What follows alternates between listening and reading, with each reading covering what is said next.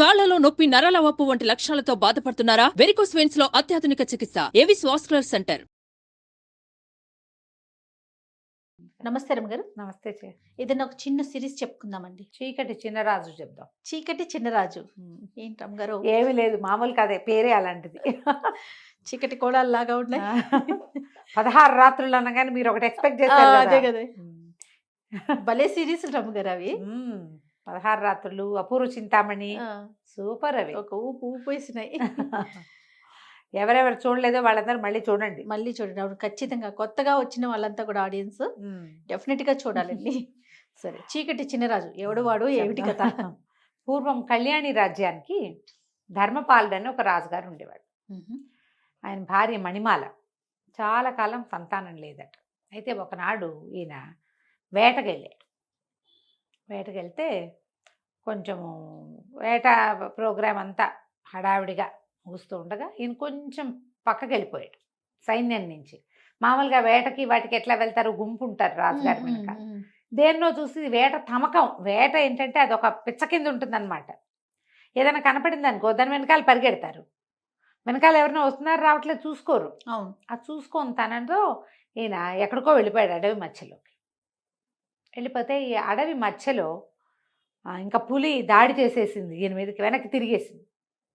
ఆ సమయంలో ఏమైంది, ఈయన బాణం వదిలేసరికల్లా ఈయన కంటే ముందే ఇంకో బాణం తగిలింది ఆ పులికి. అది ఎవరా అని చూస్తే దూరంగా ఒక చోట నిలబడి ఉన్న ఒక ధానుష్కుడు ఒకడు బాణం వేస్తూ కనపడ్డాడు. సరే వెళ్ళి చూసేసరికల్లా ఆమె ఒక స్త్రీ. రాజుగారి ప్రాణాలు కాపాడింది. ఆవిడ సౌందర్యవతి, యవ్వనవతి, ఒంటరిది. రాజుగారు ఎవరు ఏమిటి అని కనుక్కుంటే అక్కడున్న శంబర రాజ్యానికి రాకుమార్తెని, మా అన్నయ్య మేము వేటకొచ్చాం, నేను కొంచెం యువతలకు వచ్చాను, మా వాళ్ళు వెనకాల ఉన్నారు, మీ ఇది కనపడింది, మీరు పులిని తరుముకుంటూ వచ్చారు, పులి మీ మీదకి దూకపోతుందని బాణం వేశానని చెప్పింది. ఆ అమ్మాయి పేరు సుమరేఖ. ఆవిడ అన్నయ్య రాజవర్మ. ఈయన ఆవిడ సౌందర్యానికి పడిపోయాడు. ఓకే, ఆమెను వివాహం చేసుకుంటానని అడిగాడు. అడిగేసరికల్లా ఈవిడేమంది, ఇట్లా కనపడంగానే పెళ్లి చేసేసుకుంటారా అంటే, కాదు నేను వివాహితుడినే, నేను రాజు ఇంకో 2-3 పెళ్ళిళ్ళు చేసుకోవచ్చు, నువ్వు నా ప్రాణాలు కాపాడావు, నీ సౌందర్యము నాకు నచ్చిందని ఆవిడ్ని తీసుకొచ్చాడు. తనతో పాటు తీసుకొచ్చి పెళ్లి చేసుకున్నాడు. ఆ కాలంలో ఇది మామూలే కాబట్టి రాణిగారు ఏమనలా. ఓకే, చాలా కాలం సంతానం లేరు, ఈవిడికి పిల్లలు పుడతారని ఊహించారు. ఈవిడ ఒక మాధవి అని ఒక మనిషిని అరేంజ్ చేసుకుంది. క్రమంగా పెత్తనం అంతా చేజెక్కించుకుంది బాగా. మణిమాలాదేవి ప్రశాంతంగా నిశ్శబ్దంగా ఉండేది. ఇంతలో ఒక కొత్త వార్త వచ్చింది. ఏమిటంటే ఇంతకాలం పిల్లలు లేని మణిమాలాదేవి గర్భవతి అయింది అని. ఇప్పుడు వీళ్ళకి తట్టింది, ఈ సుమరేఖకి ఆమె అన్నయ్యకి. ఇప్పుడు రాణిగారికి మంగరంగ వైభవంగా సీమంతం చేస్తారు. పొద్దున ఆవిడ కుమారుడు పుడితే వాడు రాజు అవుతాడు. అంతే. ఇప్పుడు రాజుగారి ప్రేయసే సుమరేఖ. ప్రియ భార్య కానీ ఉత్తరాధికారి కాదు. ప్రజలు ఒప్పుకోరు. రాజు ఇంకా మరి ఇప్పటిదాకా గర్భవతి కానీ సడన్గా సంతానం అనేసరికి సంతానం మీద వ్యామోహం ఎవరికైనా ఉంటుంది. రాజ్యానికి ఉత్తరాధికారి. దాంతో వీళ్ళకి ఏమనిపించింది, ఎలాగైనా ఈవిడ్ని తప్పించాలని ఏం చేశారు, ఆ సైన్యాధిపతి అతని పేరు ఏదో సమరపాలుడు లేదా సమర భూపతి అనుకుందాం, ఈయన ధర్మపాలుడు కదా, ఆ సమర భూపతికి ఒక ఉత్తరం వచ్చింది. ఏమని, మణిమాలాదేవి రాసింది, రాజుగారి ప్రవర్తన బాగుండలేదు, ఎక్కువగా ఆయన సుమరేఖతో గడుపుతున్నారు, మరి సుమరేఖ పరిస్థితి కూడా ఏదో, ఆ అమ్మాయి చాలా పెత్తనాలు అవి చెలాయిస్తుంది, ఒకసారి రండి మీతో మాట్లాడాలి అని రాణిగారు రాసినట్టు ఒక ఉత్తరం రాయించారు. ఉత్తరం చదువుకున్నటువంటి సమరవర్మ వచ్చాడు ఇక్కడికి, అంతఃపురానికి వచ్చాడు. ఈ ఉత్తరం పంపించే రోజుల్లోనే ఈవిడ రాజుగారికి చెప్పింది, ఏమిటో ఆవిడ గర్భవతి అని అదని, ఇన్నాళ్ళు కలగని సంతానం ఇవాళ ఎలా కలిగింది, మీరేమో ఎక్కువగా ఇక్కడ స్పెండ్ చేస్తున్నారు, అప్పుడప్పుడునే వెళ్తున్నారు ఆవిడ దగ్గరికి. ఆవిడ మీద కొన్ని మాటలు పుట్టినాయి. నా చెలికత్తెలు చాలామంది, నువ్వెవరితోటి మాట్లాడో మగవాళ్ళతో, మీ తోడుకోడలు అందరితోటి మాట్లాడుతుందని నాకు చెప్తున్నారు, సైన్యాధికారితోటి ఈవిడికి సంబంధం ఉందని రాజుకి హింట్ ఇచ్చింది. నేను నిరూపిస్తా, వీళ్ళిద్దరూ కలిసి ఉన్నప్పుడు నీకు నిరూపిస్తానని చెప్పింది. రాజు కొంచెం కాస్త ఆలోచిస్తున్నాడు, అవునా కాదా, ఇంతకాలం నుంచి కలుసున్నా, ఆవిడ చిన్నప్పుడే పెళ్ళయింది, ఆవిడ ఎప్పుడు అలాంటిది కాదు, ఇట్లా ఎందుకు వచ్చింది, ఈయనకి ఏమనిపిస్తుంది, నేను సుమరేఖతో ఎక్కువ గడుపుతున్నా, అందుకని ఈవిడేమైనా కొత్త వేషం వేస్తుందేమో అనిపించింది. ఈ ఉత్తరం చూసుకున్నటువంటి సమరవర్మ గారు వచ్చాడు. వచ్చి వాకిట్లో నుంచి లోపలికి అంతఃపురంలోకి ప్రవేశించాడు. సైన్యాధిపతి వచ్చాడు అనగానే మరి సహజంగా ఆయన ఎందుకు వచ్చాడో అని ఆవిడ లేచి వచ్చింది. వీళ్ళిద్దరూ ఓ గదిలోకి చేరేసరికల్లా రాజుగారు వచ్చేసారు. ఎవరెవరా ఇంత పని చేస్తావా, వీడిని బంధించండి అన్నారు. సైన్యాధిపతిని బంధించేశారు.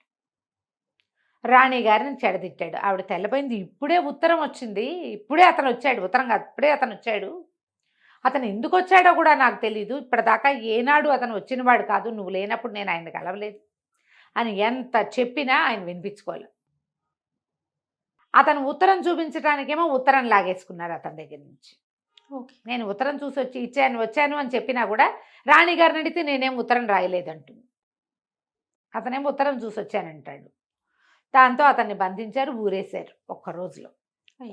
సైన్యాధిపతి తిరగబడతాడు ఇక్కడ, అతన్ని తప్పించేశారు. మహామంత్రి కులశేఖరుడు ఆయన ఏమన్నాడు, మహాపతివ్రత మణిమాలాదేవి ఆవిడ చాలా ఉత్తమురాలు, ఇప్పుడు అతనికి శిక్ష విధించినట్టుగా ఈవిడికి విధిస్తే ఎట్లా, పైగా గర్భవతి, స్త్రీలను శిక్షించకూడదు మనం అంటే.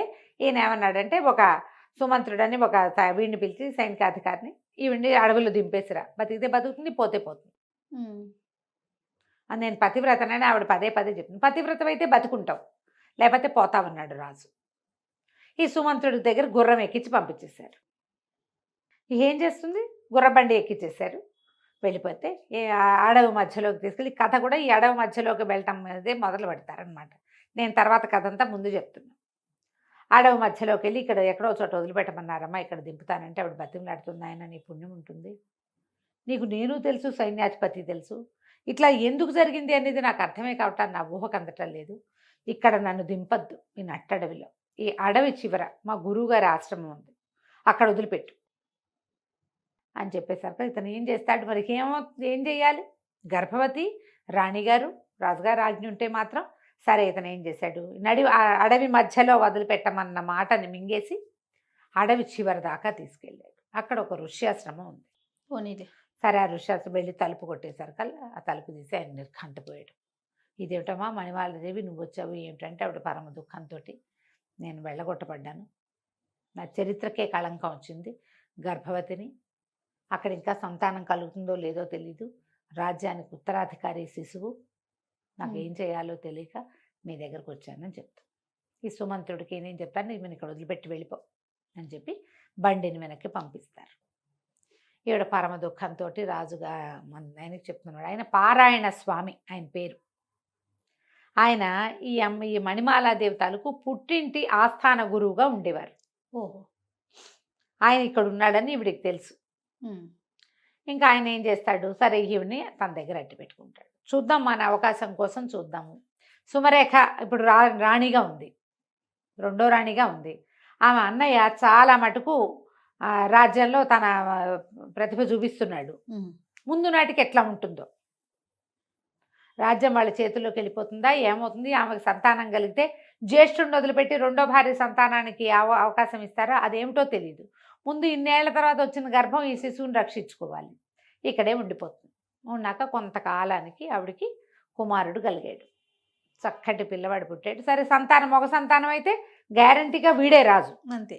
వినయపాలుడు అని పేరు పెట్టి పిల్లవాడిని పెంచారు. ఆ 18-19 ఏళ్ళు వచ్చేదాకా ఎన్నో రకాల యుద్ధ విద్యలు నేర్పించారు. ఈ పారాయణ స్వామిని చూడ్డానికి అన్ని రాజ్యాల నుంచి చాలామంది ఆయన శిష్యులు వచ్చేవాళ్ళు. వచ్చిన శిష్యుడు వచ్చినట్టు సంవత్సరాల తరబడి ఇక్కడ ఉండి ఈ అడవిలో ఈ పిల్లవాడికి రాజోచితమైన విద్యలు నేర్పించేవాళ్ళు. ఎన్నో రాజోచిత విద్యలు నేర్చుకున్నాడు. నేర్చుకుని 18 నుండి 19వ ఏడు వచ్చాక, అంటే మన ప్రకారం మైనారిటీ వెళ్ళిపోయాక, అక్కడ కూడా రాజ్యంలో 19వ ఏట ప్రజల్లోకి పంపటము, 20వ ఏట రాజును చేయటము వాళ్ళ పద్ధతి. 18 నిండాక ఊళ్ళల్లో తిరగడానికి పంపించేవాళ్ళు రాజకుమారులని. వాళ్ళు అన్ని ఊళ్ళు తిరిగి దేశంలో ఎలాంటి పరిస్థితులు ఉన్నాయి, ప్రజలు ఎలా ఉన్నారు ఏమిటి, మన తర్వాత మన రాజ్యం తాలూకు సరిహద్దులు ఏమిటి, అలా సరిహద్దుల దాకా వెళ్ళి చూడడం ఆ కాలపు ఆచారం. ఆచారం ప్రకారం ఈ కుర్రవాడికి విషయం అంతా చెప్పారు. ఇది మన పరిస్థితి అని చెప్పి, నువ్వు వెళ్ళి నీ రాజ్యాన్ని వశం చేసుకునే పూచి నీది, ఏం చేయాలి ఎలా చేయాలో మేము చెప్తాం, అడవి చివరి నుంచి అడవి మొదట్లోకి మేము షిఫ్ట్ అయిపోతాం, నీకు అవసరమైతే ఏదైనా సహాయాన్ని మా సలహాన్ని నేను అందిస్తానని చెప్పాడు పారాయణ స్వామి. చెప్పాక ఈ కుర్రవాడు మన వినయ్ పాలుడు ఏం చేశాడు, కొంత ధనాన్ని మూటగట్టుకుని ఈవిడ వచ్చేటప్పుడు కొంత బంగారం తెచ్చుకుంది, ధనం తెచ్చుకుంది. తర్వాత అక్కడి నుంచి ఇక్కడి నుంచి వచ్చేటువంటి శిష్యులు కొంత డబ్బు చేర్చారు ఇక్కడికి. ఆ డబ్బు మూటగట్టి ఆ అబ్బాయికి ఇచ్చి పంపించారు.